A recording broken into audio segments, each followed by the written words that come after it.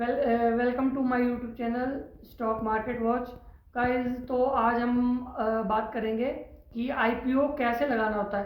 तो गाइस, आपको आईपीओ लगाने के लिए पहले तो आपका डीमैट अकाउंट होना चाहिए। ठीक है, आपका कोई भी डीमैट अकाउंट हो सकता है, ज़ीरोधा में, ग्रो में, ठीक है, 5 पैसा में, या कोई भी लोकल आपका जो भी ब्रोकर है वहाँ से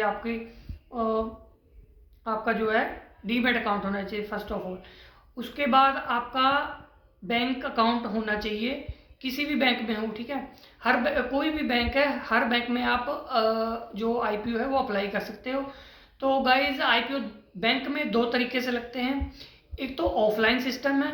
ऑफलाइन अगर आपने लगाना है तो आपको ऑनलाइन पहले जो भी आईपीओ आपने लगाना है उसका ऑनलाइन फॉर्म निकाल लेना है, और फॉर्म को भर के बैंक में जाना है और बैंक में जमा करा देना है। बैंक वाले खुद ही वो लगा देंगे आईपीओ। ठीक है, और सेकंड, आपने अगर आपकी ऑनलाइन नेट बैंकिंग आपने ली हुई है तो मैं आपको सजेस्ट करूंगा कि आप नेट बैंकिंग से ही लगाएं। तो आपने नेट बैंकिंग या मोबाइल ऐप आती हैं, मोबाइल ऐप से भी लग जाता है। आपने खोल के उसमें एसबा की ऑप्शन होती है। तो गाइस, अगर आप पहली बार आईपीओ लगाएंगे तो उसमें पहले तो आपको एसबा की रजिस्ट्रेशन करनी होगी।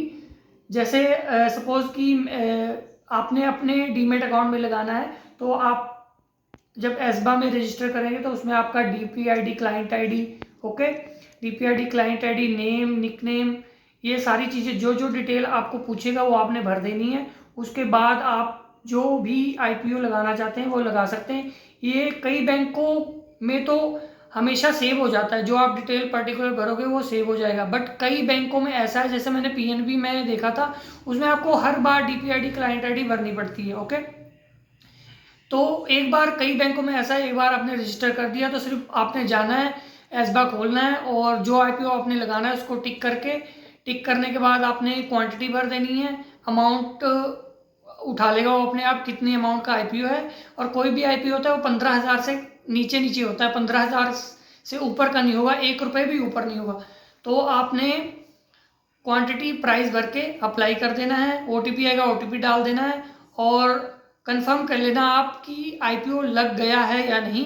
कई जो हमारे जो पहली बार लगाएंगे उनसे कई बार मिस्टेक होगी, तो आप अगर किसी ने, आपका फ्रेंड है, किसी ने लगाया हुआ है, तो उससे आप एक बार पूछ सकते हैं। ठीक है, तो और उसके बाद 2 दिन बाद, 2 सैटरडे संडे, अगर दो, मेरे कहने का मतलब है कि उसके आईपीओ लगाने के 2 दिन बाद, जिस दिन वो क्लोज होगा आईपीओ, उसके 2 दिन बाद आपको पता लग जाएगा कि आपको आईपीओ आया है या नहीं आया। तो आपने जो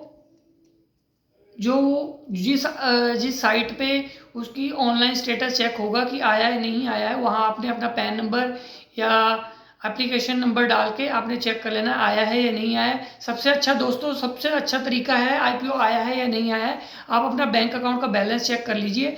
अगर तो आपका आईपीओ आया है तो आपके अकाउंट से उतना पैसा डेबिट हो जाएगा, और अगर नहीं आया है तो जिस दिन उसकी अलॉटमेंट है आपको 12-1 बजे तक पैसा जो है वो आपका फ्री हो जाएगा।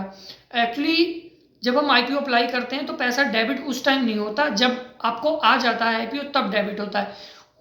लेकिन जब तक उसका अलॉटमेंट स्टेटस नहीं आता तब तक आपके जो पैसे हैं वो लाइन हो जाते हैं, मतलब आप उनको यूज़ नहीं कर सकते। वो होते बैंक में ही है लेकिन आप उनको निकाल नहीं सकते, कहीं यूज़ नहीं कर सकते, ट्रांसफ़र नहीं कर सकते। ठीक है, तो गाइज, मैं आपको सजेस्ट करूंगा आईपीओ ज़रूर लगाएं। तो आई होप कि आप लोगों को पता लग गया होगा कि आईपीओ लगाने के लिए क्या क्या करना है। तो अगर किसी को कोई क्वेरी है तो आप डायरेक्टली कमेंट बॉक्स में कमेंट करके पूछ सकते हैं, मैं आपका रिप्लाई ज़रूर करूंगा। तो गाइज, मिलते हैं हमारी नेक्स्ट वीडियो में। Okay, bye.